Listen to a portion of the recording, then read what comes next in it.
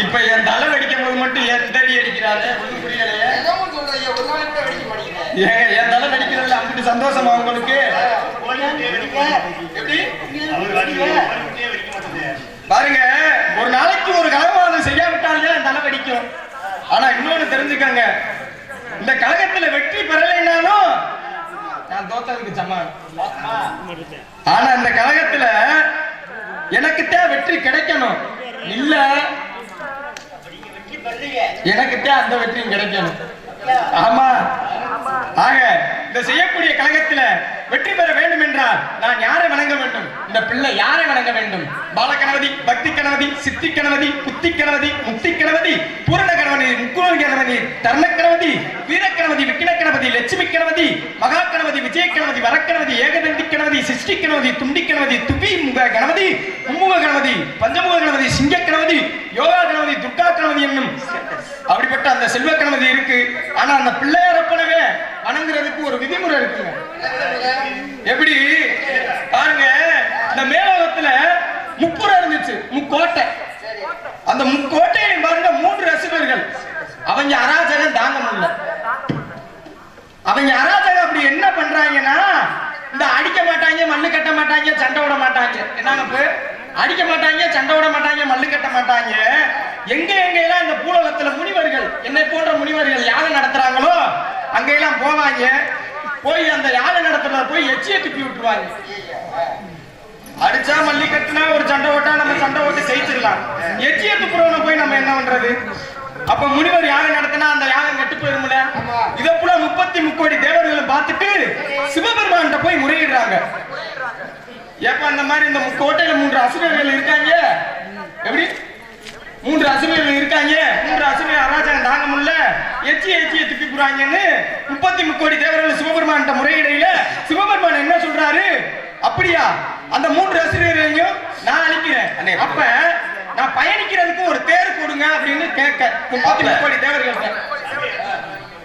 உங்கள் முன்பு மற்றும் நாடக உதயவர்களுக்கு காமிச்சிட போராடி வருவார்கள்.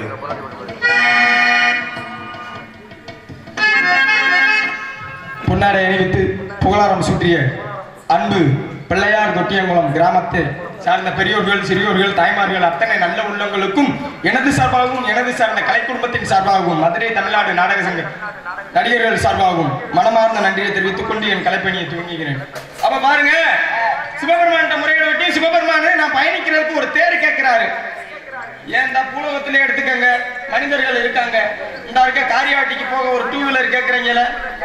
அப்ப அந்த சிவபெருமான் பயணிக்கிறதுக்கு தேர் கேட்கிற காரணம் சரிதானே?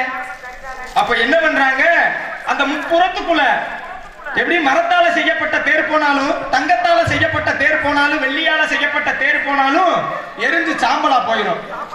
அப்ப எந்த இதுல தேர் செய்யணும்னா 33 தேவர்களும் ஒரு தேரா உருமாறி இருக்காங்க. சிவபெருமான் ஏறி உட்கார்றதுதான் தாமசம். அப்பதான் நம்மால் வராரு. யாரு? கதாநாயகன், கதைக்கு நாயகன் பிள்ளையார் வராரு. பிள்ளையார் வராரு. எப்படி வராரு? எங்க அந்த அடியை போடுங்க. பிள்ளையார் வராரு.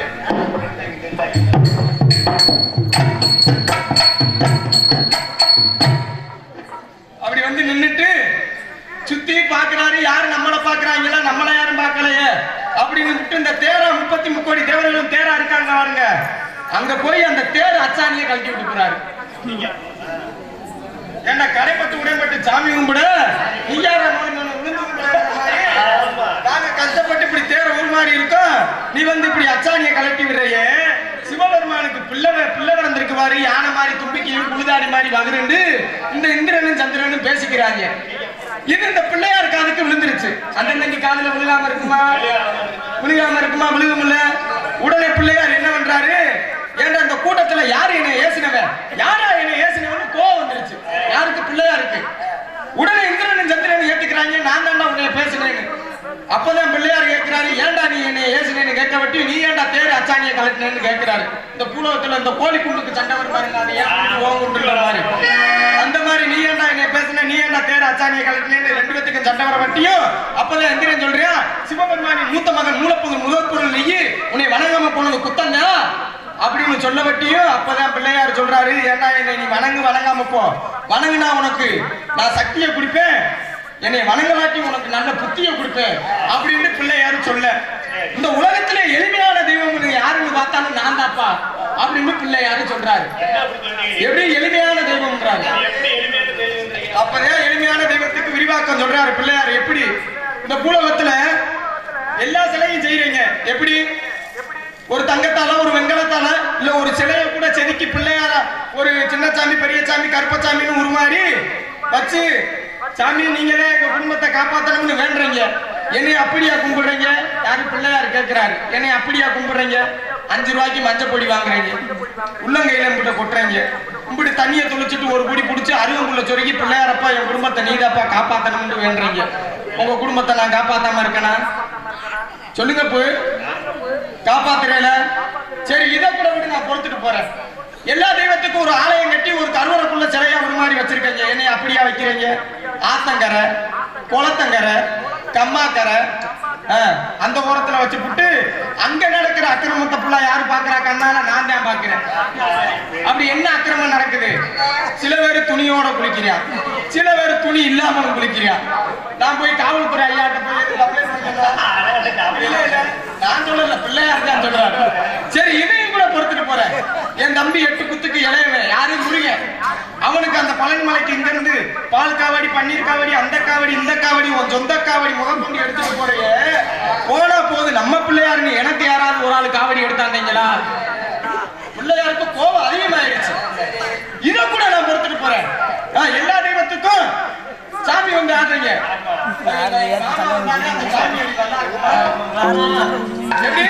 எல்லா தெய்வத்துக்கும் இந்த பூலகத்துல அந்த சின்ன சாமி எல்லாம் அடுத்து எப்படி வணங்கி அந்த தெய்வத்தை இறக்குறீங்க? எப்படி மாமா? கச்சல்ல மருந்து கட்டி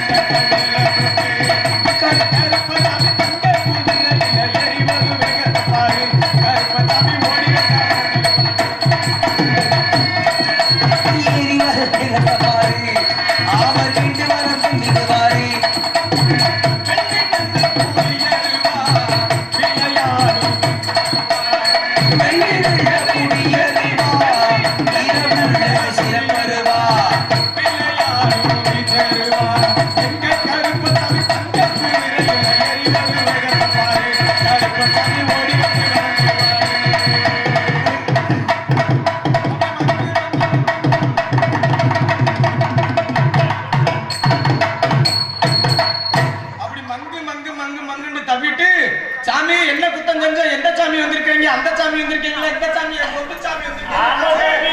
எல்லா சாமியும் கேட்டா நான் தான் கருப்பசாமி, சின்ன சாமி, பெரிய சாமின்னு சொல்றீங்களே. என்னைக்காச்சும் இந்த பூலோகத்துல நான் தான் பிள்ளையார் வந்திருக்கேன் யாராச்சும் ஆடி இருக்கீங்களா? என்ன இல்ல இல்ல, அந்த கதையை காமிச்சிருக்காரு இல்ல. சரி, இதையும் கூட நான் பொறுத்துட்டு போறேன். நான் போய் எதுவும் கோர்ட்ல போய் எதுவும் கேஸ் போட்டு உங்களை வாயிலாவது அடி போட்டேனா? நான் சொல்லல, பிள்ளையார் சொல்றாரு. சரி, இதையும் நான் பொறுத்துட்டு போறேன். எல்லா தெய்வத்துக்கும் படையல் படிக்கிறீங்க. எப்படி கடா வெட்டுறீங்க, சேவை இருக்கிறீங்க. இது போக 145ல ஒரு சாராய வாங்கி படிக்கிறீங்க. போனா போது நம்ம பிள்ளையார் தான் இந்த உள்ள மேல ஊத்தியாச்சு எனக்கு வாடகை அமைச்சீங்களா? இல்ல பெரிய மனுஷனை வச்சு நான் எதுவும் கூட்டம் போட்டேனா? இல்ல இல்ல, எல்லாத்தையும் நான் பொறுத்து தானே போறேன். சரி, அப்புறம் நீ தேடி அச்சாணியை கலட்டுன காரணம் வேணும்ல? யாரு? இந்திரன் சந்திரன். எப்ப எளிமையான தெய்வம் நீதான், நான் ஏத்துக்கிறேன். ஆனா தேடி அச்சாணியை கலட்டுன அப்படின்னு கேட்க வெட்டி அப்பதான் பிள்ளையார் சொல்றாரு, ஏப்பா இந்த உலகத்துல யாருக்கு ஒருவனுக்கு விதி முடிய போகிறதோ அதை கணக்கெடுக்கிறது யாருன்னு பார்த்தா சித்திரகுப்தன். உயிரை பிடிக்கிறது யாரு? யமதர்மன். சிவபெருமானு போய் 3 அசுரர்களை அழிக்க போறாரு. அங்க போய் அந்த உயிரை பிடிக்கிறதுக்கு ஆளு வேணும், அந்த உயிரை கணக்கெடுக்கிறதுக்கு ஆளு வேணும். சித்திரகுப்தனும் யமதர்மனும் இங்க அச்சாணியா இருந்துகிட்டா சிவபெருமானு போய் எப்படி உயிரை பிடிப்பாரு? உடனே 33 தேவர்களும் கையை தட்டி ஏத்துக்கிட்டாங்க. ஆனா நீங்க கையை தட்ட மாட்டீங்கன்னு எனக்கு தெரியும். இருக்கட்டும், நன்றி நன்றி. கை தட்டிய ஒரு ஐயாவுக்கு மட்டும் நன்றி. மத்த எல்லாருமே என்ன பாகிஸ்தானா? நல்லா கை தட்டினாங்கன்னா அப்படி இப்படி எல்லா சமாச்சாரமும் நடந்து முடிய வட்டியும் இந்த நம்ம ஊர் பக்கம் ஒரு பழமொழி சொல்லுவாங்க. நல்ல பழமொழி. எப்படி பழமொழி? இந்த கேட்டு துறைக்கு சும்மா இருந்தாலும் கூட்டு துறைக்கு சும்மா இருக்க மாட்டாங்க. அந்த மாதிரி பிள்ளையாருக்கு ஒரு வாகனம் இருக்குமே, மூஞ்சி. அதுக்கு மூஞ்சியே அப்படித்தான் இருக்கும். அது என்ன பண்ணுது?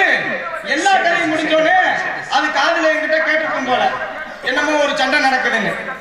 அப்ப அதுக்கப்புறம் அந்த மூஞ்சில் வந்து யாரும் அந்த கூட்டத்துல என் எஜமான பேசுனா, என் முதலாளிய பேசுனா, நான் உண்ணாவிரதம் இருப்பேன், நான் தீக்குளிப்பேன் அப்படின்னு இந்த மூஞ்சியை தூக்கிக்கிட்டு தெரியுது.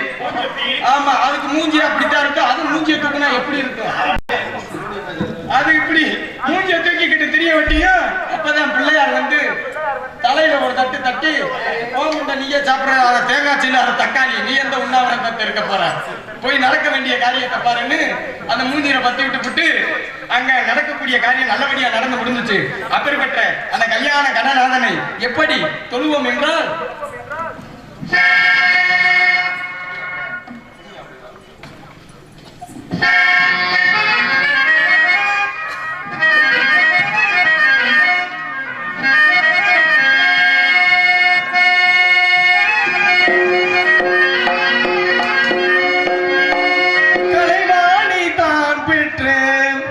இருவெண்ணை மனம் கொண்டு கல்யாண மணபாலனே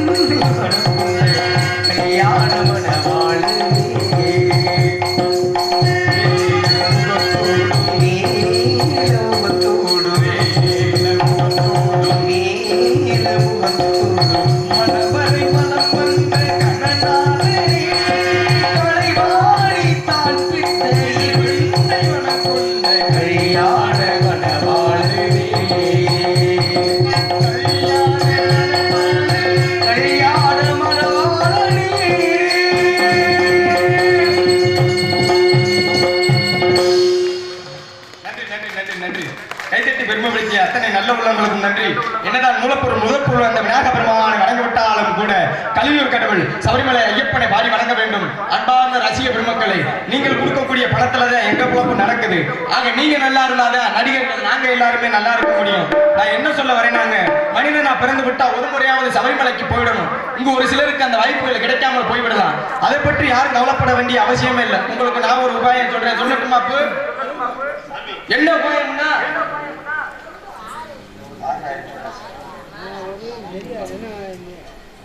அன்பு அப்பா திமுக செயலாளர் கருப்பசாமி அன்பு அப்பா அவர்கள் இந்த சின்னத்திரு கலைஞனை பாராட்டி 100 பொற்காசுகள் அன்பளிப்பை வாரி வழங்கியுள்ளார். அவருக்கும் அவர் குடும்பத்தாருக்கும் மனமார்ந்த நன்றியை தெரிவிக்கிறேன்.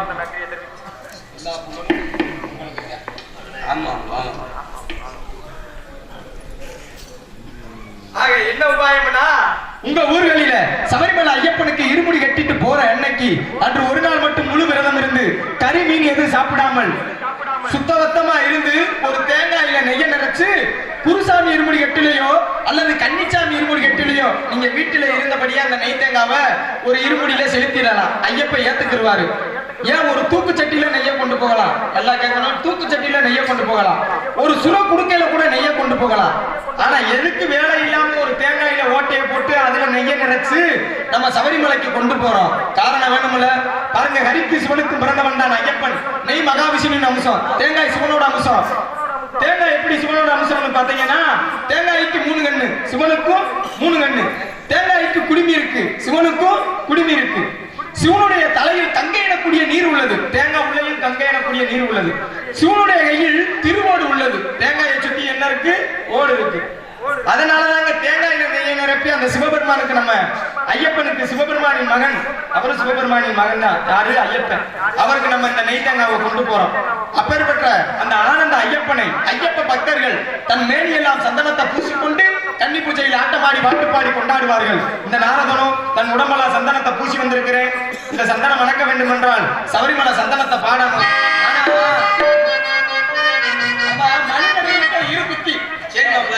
இப்ப பாருங்க, ஒரு அமாவாசை என்று ஒரு காக்கா வந்துச்சுன்னு வச்சுக்கோங்க, காலம் எப்படி சொல்லுவாங்க? அதே நம்ம அப்புச்சி, அந்த காலத்துக்கு அந்த படையல் படைக்கிறாங்களா, அதே நம்ம அப்புச்சி, அதே நம்ம முப்பாட்டன், அதே நம்ம அந்த பெரிய பாட்டன், அதே நம்ம சின்ன பாட்டேன்டுவாங்க. ஆனா அதே காகம் அந்த அமாவாசைக்கு மறுநாள் வந்துச்சுன்னு வச்சுக்கோங்க, இதுக்கு வேற அலுவல் இல்லை, எதையும் காய போட விடுறது இல்லை, கோதுமையை விடுதில்லை, நெல்லை விடுதில்லைன்னு வைப்பாங்க. அது மட்டும் இல்ல, அந்த அமாவாசை என்று இந்த பசு வீதி வீதியா பசு அன்னைக்கு நம்ம கண்ணுக்கு சிக்காது. எப்படி? அந்த பசுக்கு ஒரு 40 பேர் சேர்ந்து போய் அகத்திக்கிற கட்டை இந்த தின்னு தின்னு தின்னு கொடுத்து அது செமிக்க மாட்டாங்க, வாங்கி வந்து அதை எடுத்து கிடந்து அப்படி பண்ணுவாங்க. ஆனா அதே அந்த பசுமாடு மறுநாள் அந்த வீதிக்கு போகையில யாரும் கட்டுக்கிற மாட்டாங்க, தண்ணியை குடிச்சாலும் விரட்டி விரட்டி அடிப்பாங்க. இப்ப இதுலயே இன்னொரு காரணம் இருக்குமா? இந்த எறும்பு யானையும் போட்டி ஓட்டா சரியா வருமா? அது எப்படி வர? எறும்புக்கு யானைக்கும் போட்டி ஓட்டா சரியா வருமா? இந்த யானை என்ன பண்ணுது? எடை அதிகமா இருக்குன்னு காலையில கால்நடை பயிற்சி கொடுக்குது, இந்த எடையை குறைக்க. ஆமா, உங்களுக்கு புரியுற மாதிரி சொன்னோம்னா அந்த உடம்ப குறைக்கணும்னு காலையில யானை கால்நடை பயிற்சி கொடுக்குது வாக்கிங் போது. ஆமா, அந்த எறும்பு என்ன பண்ணுது? அதுக்கு அது எடையை குறைக்கணும்னு அது கால்நடை பயிற்சி கொடுக்குது. யானை சரியா போறது சரி, இந்த கொடுமையா இந்த எறும்பு கால்நடை பயிற்சி கொடுத்தா சரியா வருமா? தேவையா? ஆமா, இதுலயும் 4 எறும்பு போனது. எத்தனை எறும்பு? 4 எறும்பு. இந்த 4 எறும்பு போகையில இந்த யானை குறுக்க வந்து முதல் எறும்பு மிதிச்சு புடிச்சு. யானை மிதிச்சா எறும்பு என்ன பண்ணும்? செத்து போகும். 3 எறும்புக்கு கோவம் வந்துருச்சு. ஏன்டா நம்ம கூட வந்து கூட்டாளியவே கொண்டு விட்டானே, கோவம் வரும்ல? ஏங்க நம்ம அந்த 10 பேருக்கு மேல வந்தா என்னை விட்டுட்டு வந்தா எனக்கு எப்படி கோவம் வரும்? அந்த மாதிரி எறும்புக்கு கோவம் வந்துருச்சு. 3 எறும்புக்கும். எப்படி?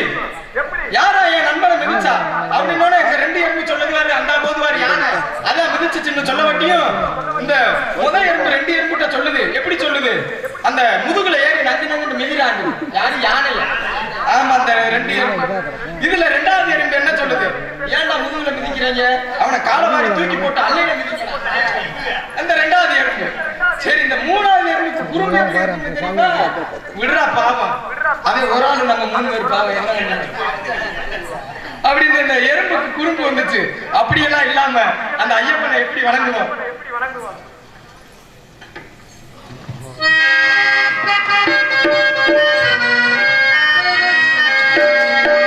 எங்கே மணக்குது சந்தனம், எங்கே மணக்குது ஐயப்பன் கோவிலே சந்தனம் மணக்குது. ஐயப்பா எங்கே மணக்குது சந்தனம், எங்கே மணக்குது ஐயப்ப சுவாமி கோவிலே சந்தனம் மணக்குது.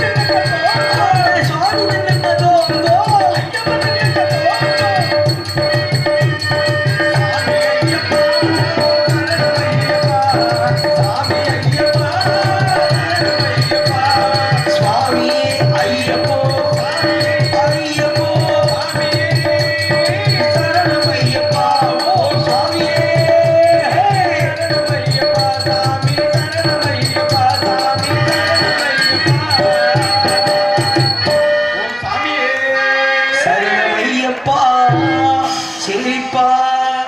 பஜனை எல்லாம் முடிஞ்சிருச்சு. எல்லாரும் இப்படி எல்லாம் பஜனை பாடி அந்த ஐயப்பனை நம்ம வேண்டி இருமுடி தூக்கிட்டு போவோம். ஆனா அந்த மாலை போடுறதுல இருபுத்தி இருக்குங்க. யாரு எல்லாத்துலயுமே இருபுத்திங்க பாருங்க. கடமைக்கு மாலை போடுறது ஒரு புத்தி. ஆமா, கடமைக்கு போடுறாங்க. என்ன கடமை? குடிய விடணும்னு கடமை. ஒவ்வொருத்தவங்க வேண்டி போடுவாங்க.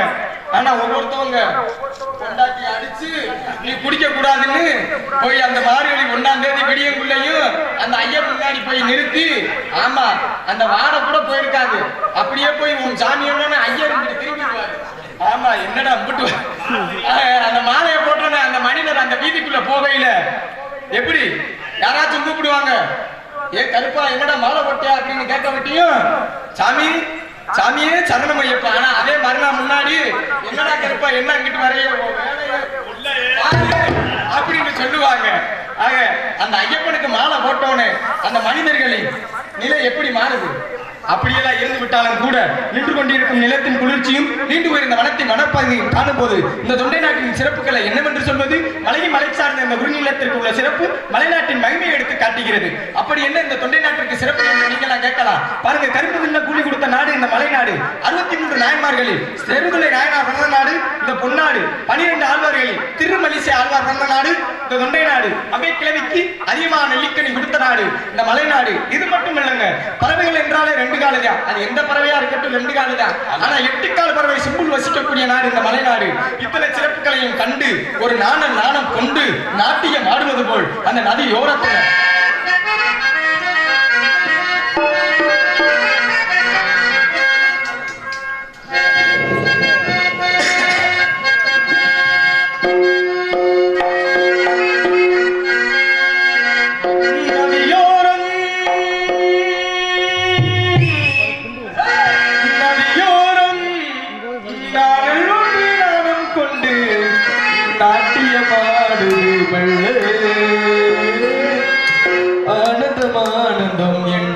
உதயநிதி பண்ண மாட்டேன் தப்பு. இந்த நந்தவனம் இது யாருக்கு சொந்த வனம்? இந்த சொந்த வனத்திலே எனக்கு கலகம் செய்ய ஏதாவது சத்தம் கிடைச்சா கை தட்டுங்க கோசிக்கிறாங்க.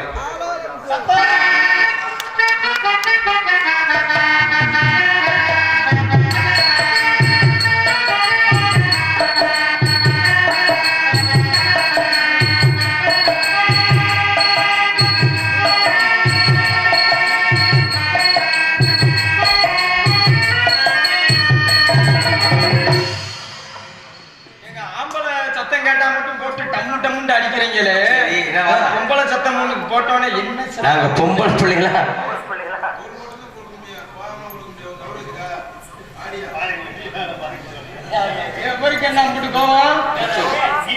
வெளியில வரட்டும். ஏன்னா யாரையுமே உள்ள வச்சுட்டு பேசக்கூடாது. நேருக்கு நேரா பேசினாதான் விவரம் புரியும். ஆக பெண்ணை பத்தி அந்த குரல் கேட்டோன்னே அப்படியே மெல்லிசியா வாசிக்கல. இந்த பெண்ணுக்கே இரு புத்தி இருக்கு, எல்லாத்துலயுமே என்ன சொல்றீங்க? ஆமா, அண்ணன் தம்பி 2 பேரு. அண்ணன் தம்பி 2 பேரு. சரி, 2 பேத்துக்குமே திருமணம் முடிஞ்சிருச்சு. சரி மாப்ள, இந்த அண்ணன் தம்பி 2 பேரு சொன்னேன் பாருங்க. அந்த தம்பிக்கு திருமணம் முடிஞ்சிருச்சு. தம்பி கொண்டாட்டிக்காரு என்ன பண்றான்னா அண்ணன் வீட்டுல போய், சரி எப்படி அந்த தம்பி கொண்டாட்டிக்காரி அந்த இன்னொரு அண்ணன் வீட்டுல போய் சாப்பிட, சரி பசிக்கு அது கூல கேட்பையோ அது கொடுக்கறதான் சாப்பாடு. அப்ப இதையெல்லாம் பார்த்துட்டு தம்பி கொண்டாட்டி ரொம்ப மனம் வருத்தப்படுது. சரி, நம்ம புருஷனும் அவனும் ஒன்னாதான் பிறந்தான், சொத்து சொக அவன்கிட்ட மட்டும் இருக்கு, நம்ம மட்டும் இப்படி ஏழையா இருந்து அவன்கிட்ட போய் நம்ம சாப்பாடு சாப்பிட்டு உயிர் வாழ்றோம்னு மனம் வருத்தப்படுது. யாரு? தம்பி கொண்டாட்டி. உடனே சிவபெருமான வேண்டாங்க. சிவபெருமான காட்சி கொடுத்து 3 முட்டை தராரு. யார்கிட்ட? தம்பி கொண்டாட்டிட்ட.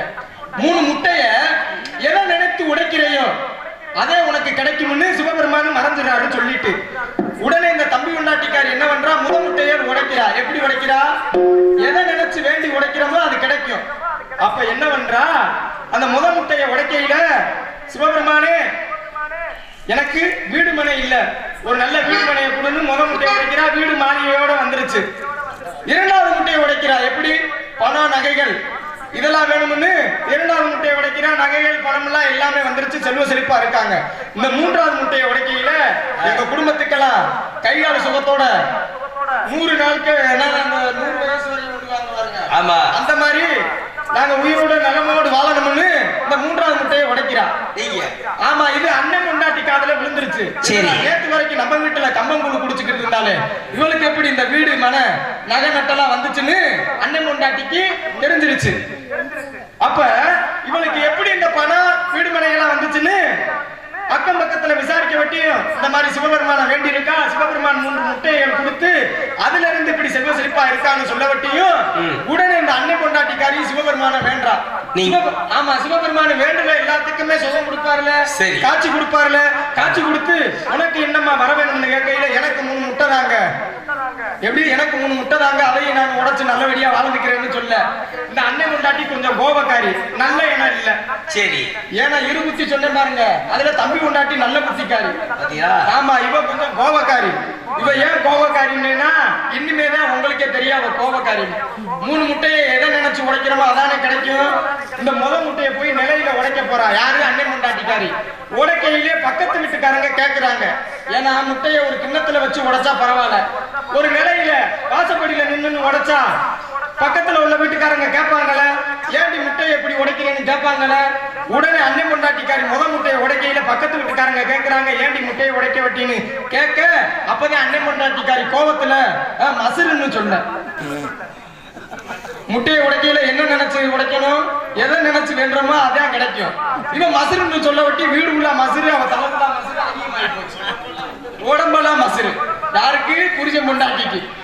உடனே புருஷன் என்ன பண்றியா, ஏண்டி அடுத்து வேண்டி உடைக்கையிலையாச்சும் மசுரை வேணாம்னு வேண்டி உடைந்து 2வது முட்டையை உடைக்க சொல்றியா. அப்ப பொண்டாட்டிக்காரி என்ன பண்றா, எங்களுக்கு மசுரை வேணாமே அப்படின்னு உடைக்கிறா. ஒட்டு மொத்தமா மசுரே இல்ல. ஆமா, பிராயிலர் போய் மாறி. சரி, 3வது முட்டையை உட, அதுலயாச்சும் எங்களுக்கு நல்ல மசுரா இருக்கணும், இப்படி பிராயிலர் கோழி மாதிரி வேணாம், நாட்டுக்கோழி மாதிரி வேணும் சொல்லணும்னா அப்படி மசுரே வேணும்னு உடைந்த வட்டியும் மறுபடியும் வீடு உள்ள மசுரா வந்துருச்சு. இப்ப 3 முட்டைக்கும் கொடுத்தது வீணா போச்சுல.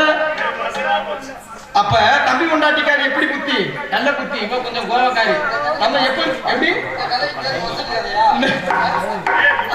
கூந்தல் கதைங்க, எப்படி கூந்தல் கதை.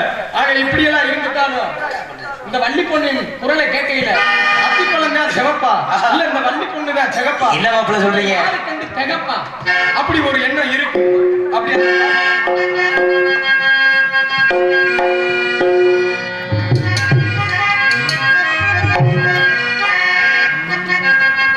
குளத்துல கை தட்டினா 5 லட்சம் அபகாரம், அதனாலதான் கை தட்டாம இருக்காங்க. ஏன் மாப்பிள்ள எப்படி, ஏன் அப்படி சொல்றீங்க? நல்லாதான் கை தட்டுங்க.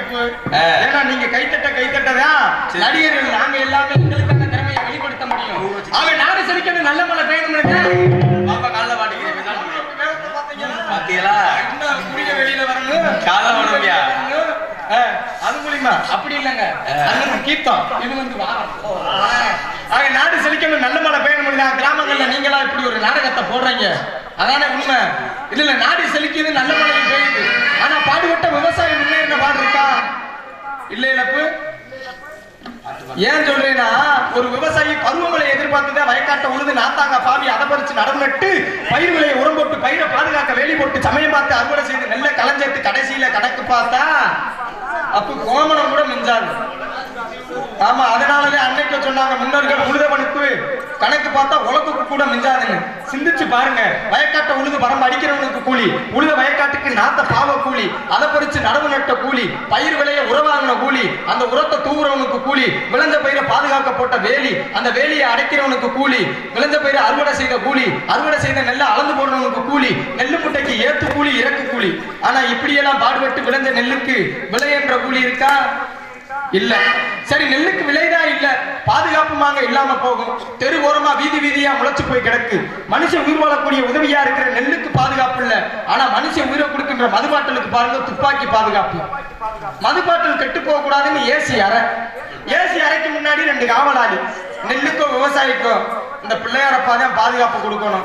இன்னைக்கு நம்ம பிள்ளையார் தொட்டியம் குளத்துல எடுத்துக்காங்க, ஒரு வேளாண்மை துறை சார்பாக கட்டிடம் கட்டி திறப்பு விழா வச்சாலும், ஒரு ஐஸ் மில் திறப்பு விழா வச்சாலும் அந்த திருவிழாவுக்கு நீங்க யாருங்க கூப்பிடுறீங்க? ஒரு வேளாண்மை துறை அதிகாரியவோ அல்லது அமைச்சரை தான் கூப்பிட்டு அந்த திருவிழாவை வைக்கிறீங்களே தவிர வேளாண்மை செய்த விவசாயம் யாரும் கூப்பிடுவதில்லை. பொதுவா பாருங்க, திருவிழாவோ கல்யாணமோ காது குத்தோ விளையாட்டு போட்டியிலேயோ ஒரு முக்கிய பிரமுகரையோ அல்லது தொழில் அதிபரையோ தான் தலைமை தாங்க சொல்றீங்க. நான் கேட்கிறேன், திருவிழாவுக்கு தலைமை தாங்கிறதுக்கு ஒரு விவசாயிக்கு தகுதி இல்லையாங்க? அதாவது இந்த காற்றுள்ள போதே தூற்றிக்கொள் என்பது பழமொழி, வயதுள்ள போதே வாழ்ந்துக்கொள் என்பது புதுமொழி.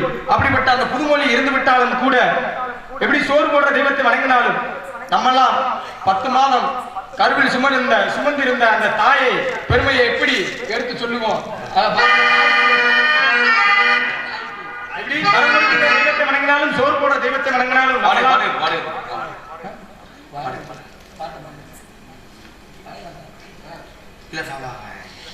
அப்படி அந்த தெய்வத்தை எப்படி வணங்கணும்னா பாருங்க, இப்ப ஒரு சாமிய கருவறைக்குள்ள வச்சிருக்காங்க, ஒரு ஆலயம் கட்டி கருவறைக்குள்ள. சரி சரி. ஆக அந்த தெய்வம் இருக்கிறவங்களும் கருவறை தான். 10 மாசம் நம்மள ஒரு தாய் சுமக்கிறதும் கருவறை தான். ஒரு தாய் தன் குழந்தைய 10 மாதம் நல்லதொரு முறையில சுமந்து பெத்தெடுத்தா அது பேர் பிரசவம். அதே தாய் பிரசவ வேதனையில பிள்ளை பெற முடியாம செத்து போயிட்டா அது பேர் பிரசவம்.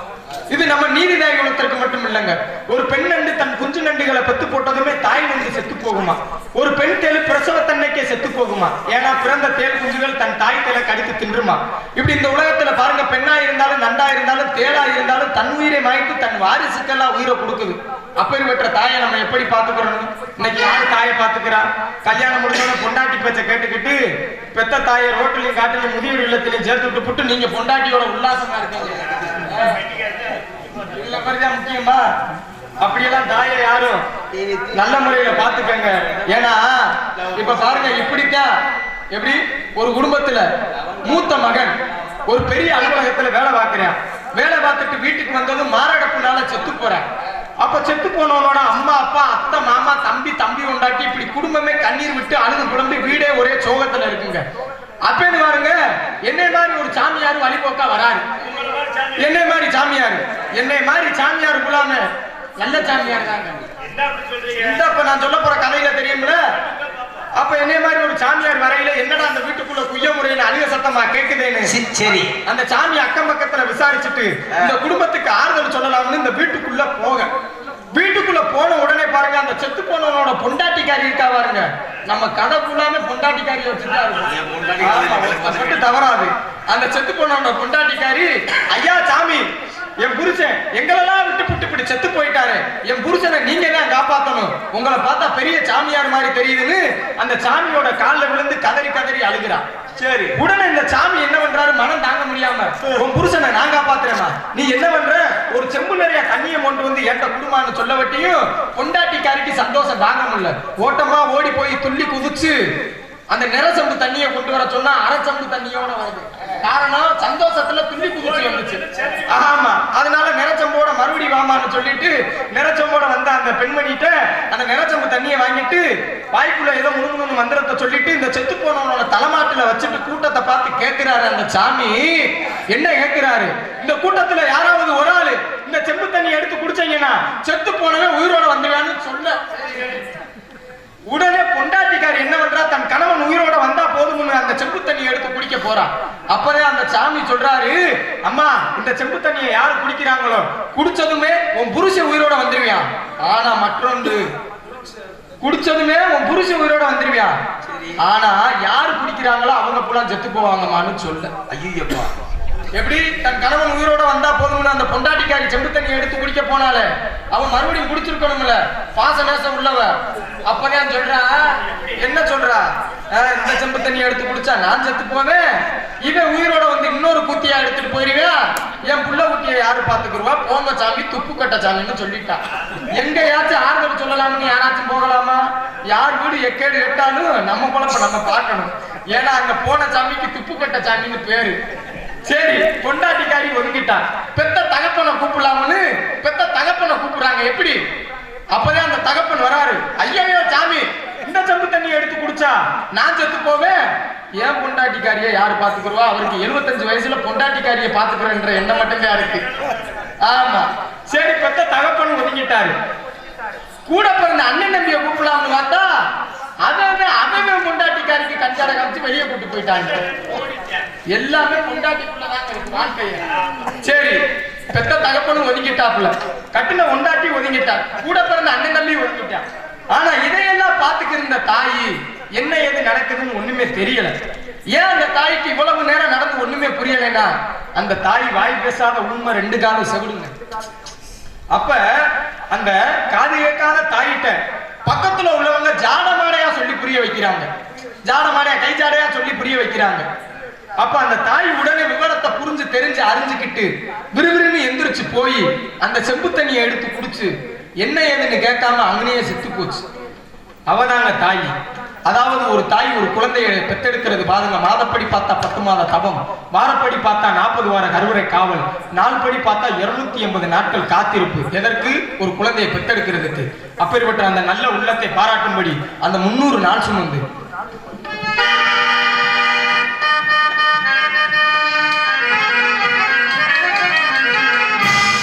300 நாள் சுமந்து என்ன மூச்சடக்கி பெத்தெடுத்து பல 100 தவம் இருந்து என்ன பக்குவமா என்றெடுத்து மருளையும் தொழுலையும் நாவுரங்க என கட்டி காட்டிலையும் நெட்டிலையும் நெத்தி வேர்வ நித்தம் சுட்டி எனக்காக தியாகம் செஞ்ச சாமி, என்னைக்குமே நீதாயே பூமி, என்னைக்குமே நீதாயே பூமி. ஆத்தாணி இல்லையினா ஆதரிக்க யார் இருக்கா? புது சேலை வாங்கி வந்து உன்னை புதைச்ச இடம் பார்ப்பதற்கா? எத்தனை பிறவியோ இனி ஓவகத்தில் நான் பிறக்க எங்க போய் தேடுவீனம்மா பட்ட கடனை நான் அடைக்கேன். நான் கண்ட கனவுல நந்தவனை எரிஞ்சது ஆண்டவன நீ என்றும் அப்புறமா தெரிஞ்சது. கஷ்டப்பட்ட காலத்திலும் கலகலனை சிரிச்ச கண்டாங்கி சேலையில ஏன் கண்ணீரை தொடச்ச. கொடி சொந்தம் தந்து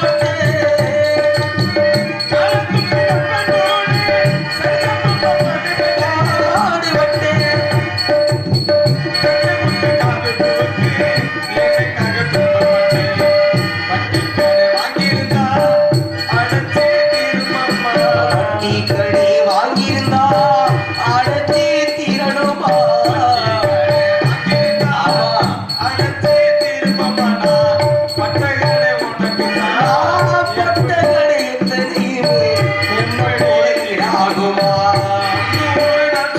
ஆட மூச்சி முட்டி ஆராட்டி உன்னோட மூச்சு காத்த பங்கு போட்டு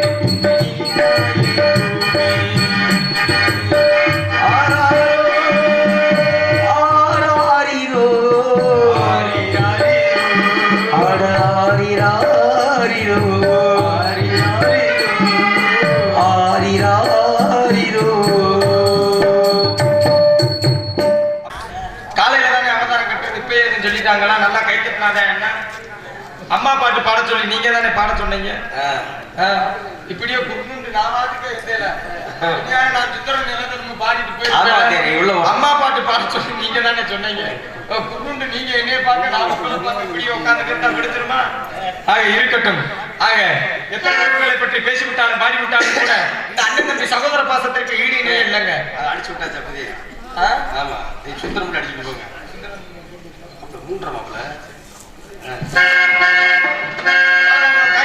நல்ல காரியம் நடக்க வேண்டும் என்றால் இந்த மங்கை யார் பெற்ற பிள்ளை எவர் பெற்ற பிள்ளை சுந்தரம் நிறைந்த துன்பம் பொற்றிருந்த மங்கை இவள் அந்த மிகுந்த தேவர் குந்திமி முழங்க